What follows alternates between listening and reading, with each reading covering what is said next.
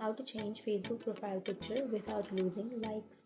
So if you want to change your Facebook profile picture, but if you don't want to lose your likes, then first of all, open up your Facebook application and then go for the upper right corner, which has that 3 bar icon.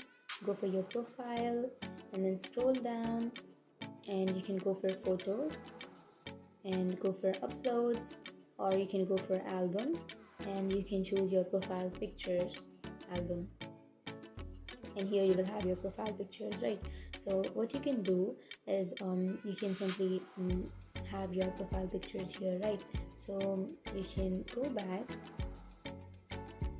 and then you can tap on your profile picture and then tap on choose profile picture, and here you can go for photos of you or suggested photos, and then you can choose a photo which you have already uploaded as a profile picture previously. Simply choose photos of you or choose a photo that you have already posted on your Facebook.